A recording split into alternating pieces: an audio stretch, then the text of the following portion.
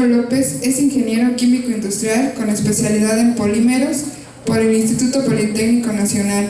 Es también licenciado en Derecho y maestro en Ingeniería Ambiental. Profesiones que combina para el desarrollo de productos sustentables en materia de los petrolíferos. Especialista en el área de análisis de riesgo, trabajó en Petróleos Mexicanos, refinación y marina. Asimismo, formó un comité técnico con expertos en materia de análisis de riesgos, ASOP. Disculpe. En esa cuenta con una sólida trayectoria en el sector industrial, en la rama de ingeniería multidisciplinaria, con 14 años de ser socio, fundador y director de 4 firmas de ingeniería de la materia. Un fuerte aplauso, por favor.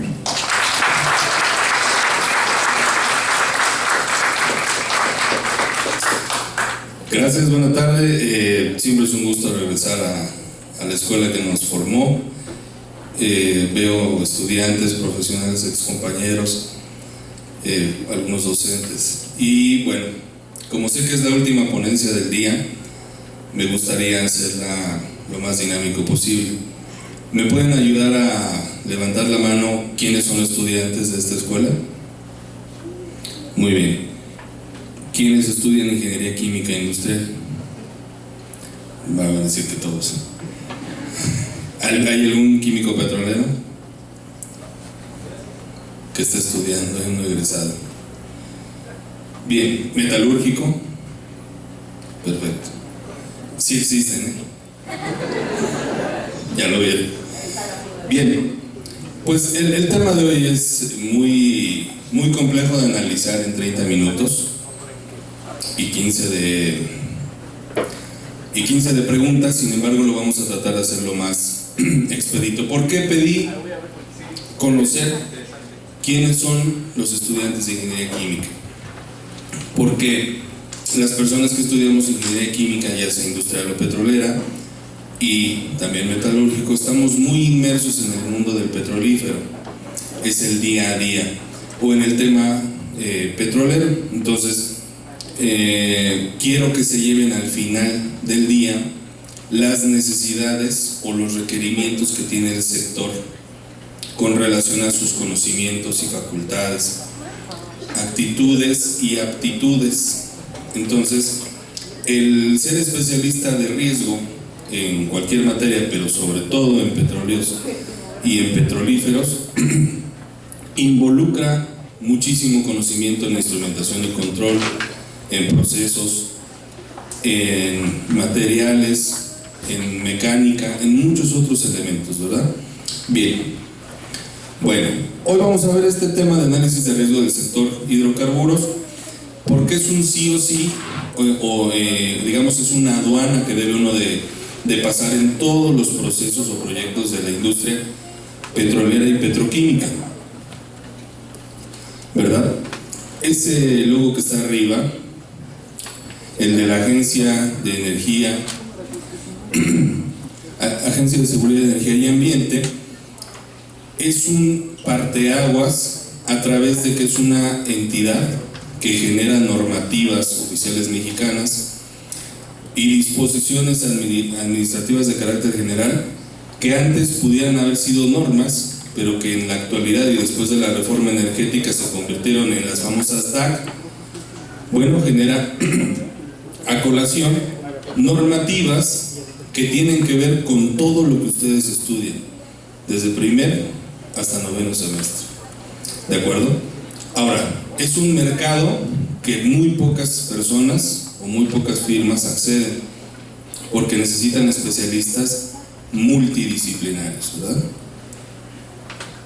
Bien, pues el sector entonces petrolero y de petrolíferos requiere tener conocimiento de la ley de hidrocarburos, ¿verdad?, que nació a partir de la reforma energética y que aunque hubiese movimientos en la constitución política, específicamente el artículo 27 y 28 constitucional, siguen prevaleciendo y derivan en normas aplicativas como la NOM 006 ASEA o NOM 005 ASEA, que describen ampliamente los requerimientos de la industria en todos los sentidos.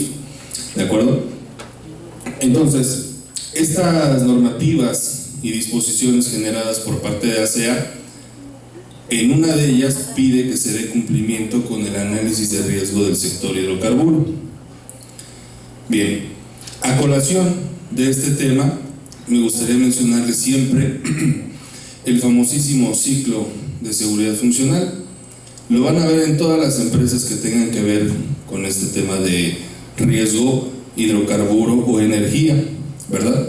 Y bueno, comienza en el sentido de las manecillas del reloj, siempre con un análisis de riesgo, un análisis de capas de protección, Layout Protection Analysis, que es el equivalente a las salvaguardas que se deben de aplicar una vez analizado el proceso, y de ahí deriva la ingeniería básica, la ingeniería de detalle, los sistemas instrumentados de seguridad, y recae de nuevo en el análisis de riesgo.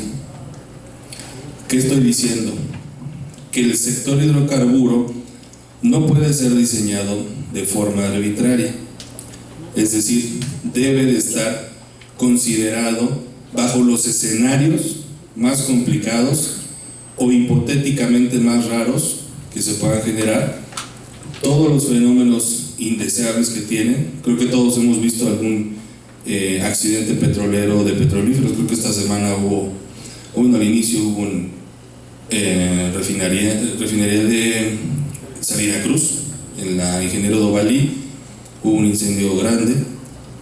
Este tipo de situaciones, en estricta teoría, debieron de analizar ese escenario, ¿de acuerdo? Ahora que ya pasó ese evento, se debe, y es deber ser, cambiar el análisis de riesgo en ese proceso o en esos nodos. Vamos a explicar más adelante qué significa eso. Bien, ¿quién de aquí ya lleva instrumentación y control? Aprendando bien. Miren, ¿dónde está?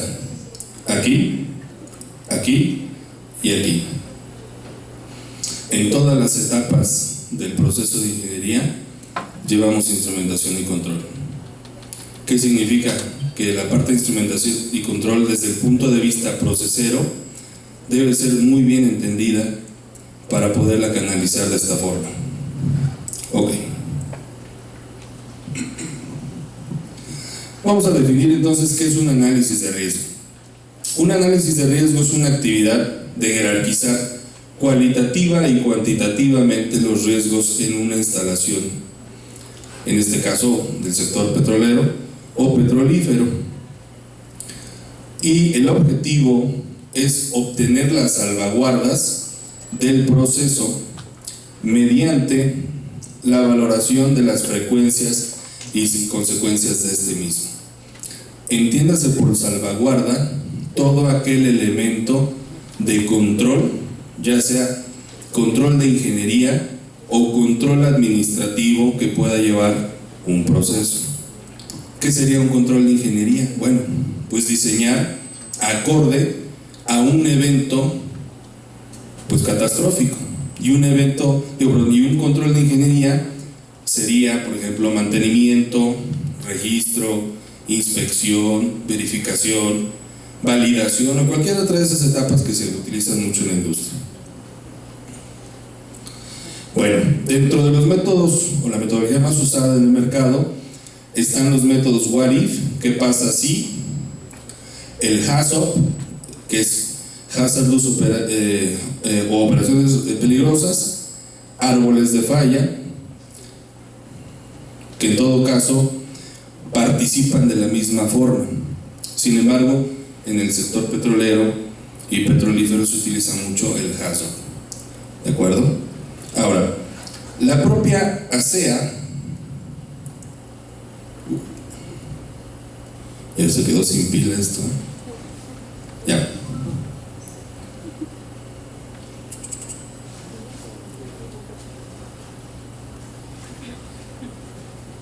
Bien, la propia ASEA emite en julio de 2020 la guía específica para el desarrollo de análisis de riesgo en su sector, la cual es amplia. y tiene una etapa muy grande ambiental que de momento no voy a tocar, que aunque sé que a lo mejor hay especialistas aquí en ambiente, porque tiene que ver con los fenómenos bióticos y abióticos de alguna situación, y yo quiero enfocarme más a lo que es más la aplicación. Bien, entonces esta guía está diseñada para todas las etapas o todo el ciclo de vida de las instalaciones petrolíferas, iniciando desde el diseño, como lo hacíamos en el ciclo de seguridad funcional, inicia con la ingeniería básica extendida. Todas las normativas de ASEA que se están desarrollando en el mercado, todas desde 2017 a la fecha, tienen por concepto solicitar como preludio un análisis de riesgo. ¿De acuerdo? La siguiente etapa sería la parte de construcción, es decir, la generación de ingeniería de detalle o la famosa ingeniería APC o aprobada para construcción. ¿De acuerdo? Y también considera la operación, cierre y desmantelamiento de las instalaciones, porque no nada más es dejar la instalación abandonada, ¿verdad?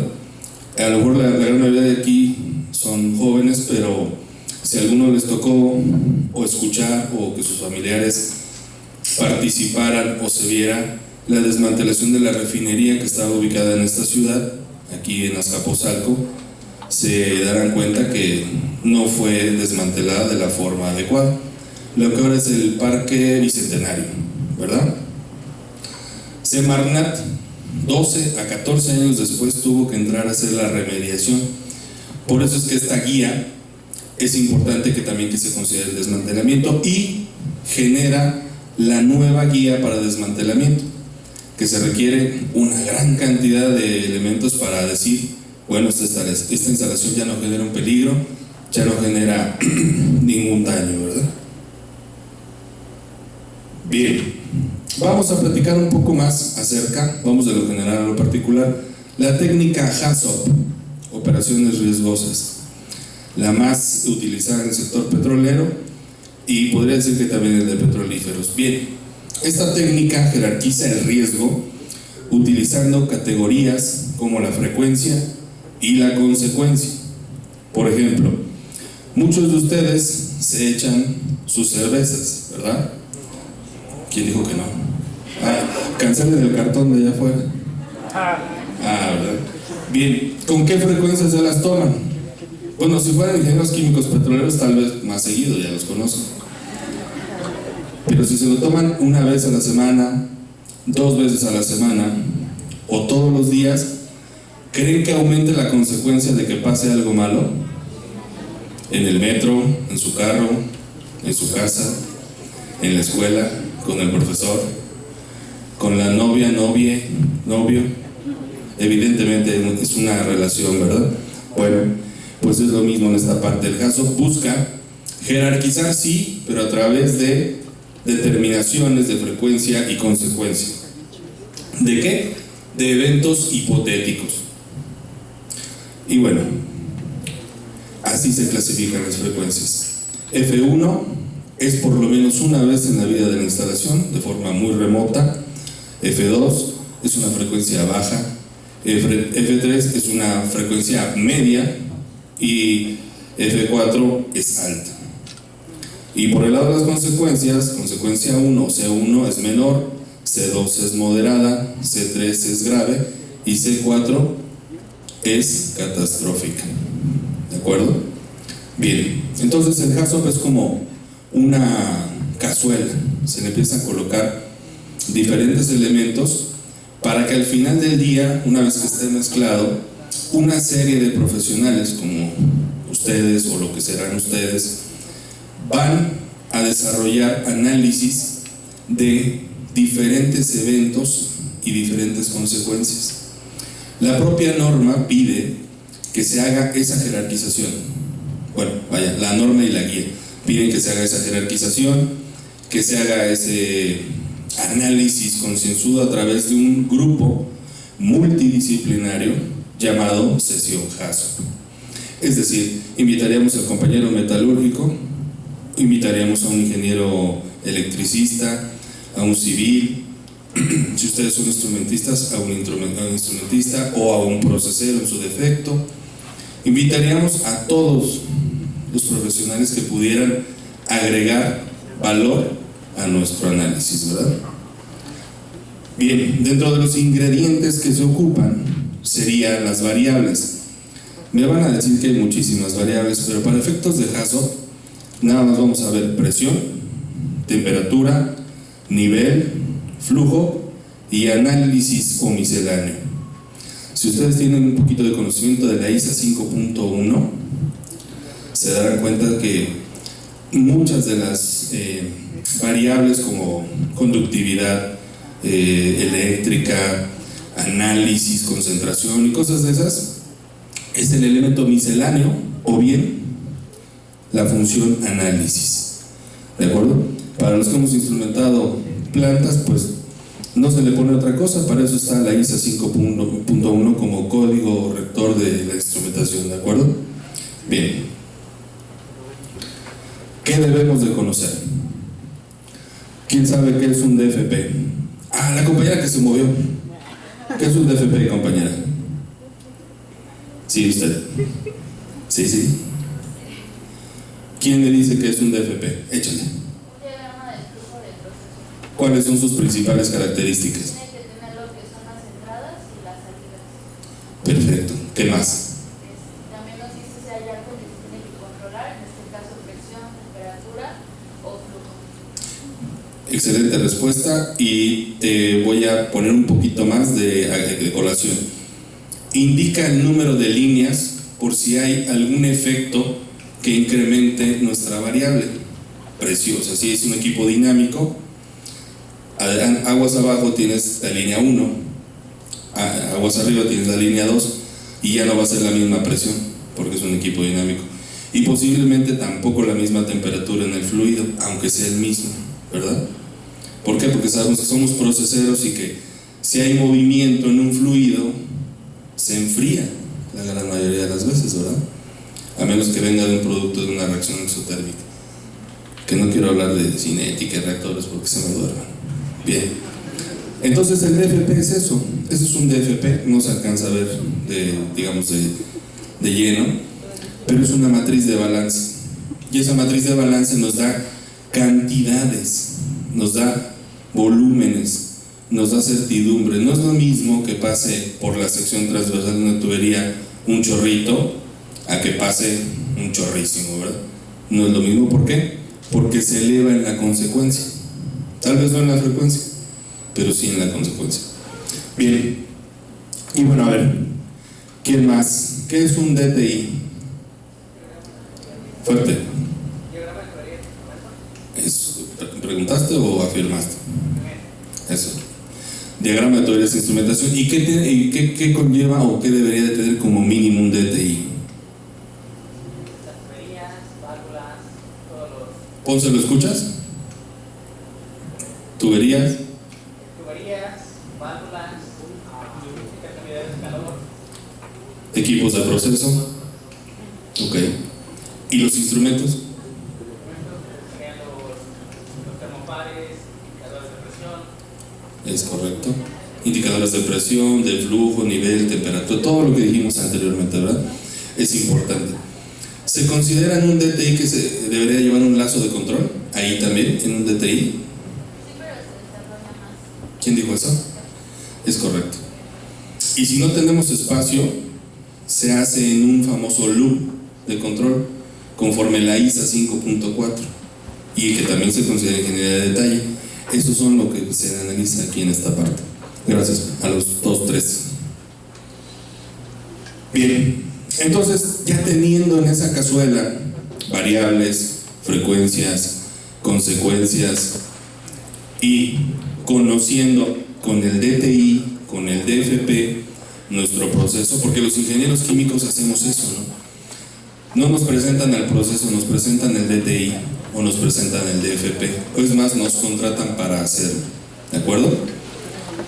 Todos esos momentos que los mandan allá a laboratorios pesados y que se andan haciendo tontos, digo, que están intentando hacerlo, eso sirve allá afuera. Eso se cobra, ¿ok? Bueno, una vez teniendo el DTI y el DFP, se analizan varios nodos o elementos que pudieran ser susceptibles de fallas. Ejemplo, el compañero, ¿me dices tu nombre, por favor? El compañero Fernando comentó acerca de válvulas, que en un sistema de tuberías tiene fuga. ¿O qué pueden? Válvulas, ¿qué más? Uniones soldadas, corrosión, ¿qué más? Bridas, ¿verdad? ¿Qué puede tener en un sistema dinámico fugas? O sea, en una bomba. Empaques, sello mecánico. Entonces hay una cantidad importante de fugas que pueden realizarse. Esta tablita, de forma muy general, es un ejemplo, no quiero que se la aprendan ni mucho menos.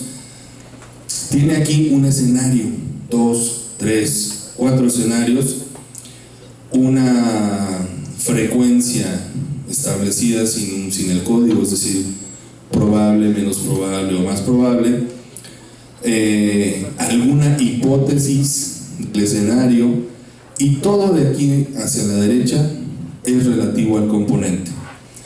¿Qué tipo de componente o qué tipo de químico tenemos? Presión, temperatura, caudal o gasto, todos los elementos que nos interesan a los ingenieros químicos. ¿Qué otra cosa de propiedad de estado nos interesa conocer de un fluido o de un gas?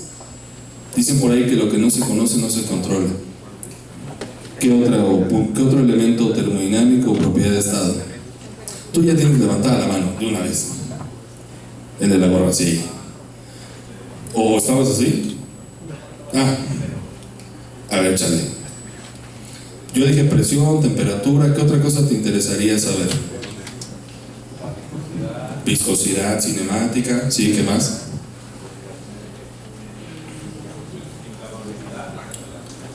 Perfecto, ¿qué me dicen de la presión de vapor? ¿El diésel tiene presión de vapor? ¿Quién dijo que sí? Para aventarle el micrófono. No tiene presión. Bueno, sí, tiene razón. Sí tiene presión de vapor arriba de los 58.2 Celsius el líquido. Pero en su estado normal no tiene presión de vapor. ¿Por qué? Porque es un combustible, no es un inflamable. Entonces sí nos interesa todas las condiciones de las propiedades físicas o fisicoquímicas, propiedades de estado, como decimos los de termodinámica, de cada sustancia. Y lo que estamos viendo en esa tablita son todos los escenarios que nos interesan para poder saber las consecuencias que puede generar nuestra sustancia. ¿De acuerdo? Bien, voy a regresar. Quiero que se lleven aquí una definición. En términos de análisis de riesgo se utiliza mucho la palabra nodos. Entiéndase por nodos una parte de ese proceso descrito en el DFP o en el DTI, donde son secciones de tuberías o equipos, recipientes o cualquier otro accesorio que es parte de la instalación, donde pueden estar presentes los productos químicos que son riesgosos, que generan algún tipo de situación al ambiente, a las personas, al negocio y a la imagen, ¿verdad? Bien. Bueno, ¿qué dijimos que era un grupo HACCP? ¿Un grupo qué? Multidisciplinario, ¿verdad? Ok. Bueno, esta es una hoja de trabajo de un nodo determinado con ciertas presiones, ¿de acuerdo? Y entonces estamos estableciendo en esta parte cada uno de los escenarios con los riesgos aparentes, la frecuencia y las consecuencias en estos 4 ejes. ¿Cuáles son estos 4 ejes? Daño al personal, daño al ambiente, daño al negocio y daño a la imagen. ¿Qué creen que se refiera daño a la imagen? Compañero que llegaste solo de verde, ayúdanos. ¿Qué sería el daño a la imagen? Acércate a alguien, no te quedes ahí solo. ¿Qué sería el daño a la imagen? ¿Pongo un ejemplo yo? Sale, para que te animes, ¿no? Otra vez Pemex, derrame en el río Coatzacoalcos. Esta paraestatal no tiene llenadera. ¿Y qué hace? Te afecta. Nuevamente BASF tuvo un derrame de agua contaminada. Eso es un daño a la imagen, ¿de acuerdo? Por acá, ¿cuál sería un daño al negocio, compañero? La que te estás mordiendo las uñas. Daño al negocio, ¿qué te imaginas? Definitivamente que te estalle un reactor, una torre de destilación, una tubería, equipo dinámico, bombas, va a ser un daño completamente al negocio. Estaba yo hablando de la explosión de la refinería Dovalins en Salina Cruz. Por muy barato, pues son cantidades millonarias, ¿verdad? Eso es un daño al negocio. El compañero que va llegando, ¿cómo considera el daño al ambiente? ¿Qué sería un daño al ambiente? Por supuesto. ¿Cómo se da en la naturaleza? ¿De qué forma? El oxígeno, quemando hidrocarburos, virtiéndolo sobre mantos freáticos, contaminando a la biota, ¿verdad? Contaminando mantos, ríos, cuerpos de agua. Evidentemente, pues todo eso genera un daño y un pasivo ambiental, así es el nombre técnico. Y bueno, por último, el daño al personal, que sabemos que lo más importante de un trabajo es que salgas y llegues con todos tus miembros al día, al final a tu casa, para que te vean tus familiares. Muchas de las personas que trabajas o trabajamos en este sector estamos inmersos todo el día en situaciones riesgosas. Entonces, pues para mí es algo de lo más normal estar evaluando constantemente esto. Bien, entonces una vez que ya tenemos las frecuencias y las consecuencias, con este análisis y derivado de lo que comenten los demás especialistas, se obtienen las salvaguardas. Ya saben, controles de ingeniería o controles administrativos, quién va a ser el responsable y el tipo de riesgo que es. Entiendas el tipo de riesgo como A, B y C. Y cuando decimos A, es el evento más catastrófico que se tiene que atender inmediato o en los primeros 90 días de este análisis y de la detección temprana del problema. El B es un elemento que se debe de hacer por lo menos una vez al año, y el C es algo que está latente, que debemos de evitar que se convierta en un A o en un B, ¿verdad? Esto está clasificado de esta forma por lo siguiente: la industria petrolera, petroquímica y muchas otras más, pero sobre todo esta, está basada en siniestralidad. ¿Alguien me puede decir qué es siniestralidad o a qué le suena? Siniestro. ¿Cuál es el grado de riesgo de Es correcto. El grado de riesgo es por lo que las compañías de aseguranza cobran como póliza para asegurarte bajo un esquema. Déjenme les digo otra opción de trabajo para ustedes. Hay firmas de seguros nacionales e internacionales que llevan a especialistas o desarrollan especialistas en materia de análisis de riesgo, combate contra incendio, instrumentación y control. Los vuelven tecnólogos. ¿Para qué? Para que revisen los reaseguros o la siniestralidad de las instalaciones petroleras y petroquímicas. Entonces, como dicen vulgarmente o coloquialmente, conforme ven la rana, es la pedrada, ¿verdad? Significa que si una instalación de petrolíferos tiene todas las averías del mundo, tiene todos los riesgos del mundo, es como yo, con mi sobrepeso, me extraprimaría por darme un seguro de gastos médicos mayor, ¿de acuerdo? Pues a los que están mal, les sobrepriman, pagan más reaseguro. Luego, no obstante de que ya había las ganas de hacer una reforma express en 2013, La ASEA y la Comisión Reguladora de Energía emitió una fabulosa medida, por no decir otra palabra, que se llama PML, P de Pedro, ML, y es un cálculo que desarrollan, otra oportunidad de negocios, personas físicas o morales que se dedican a análisis de riesgo para calcular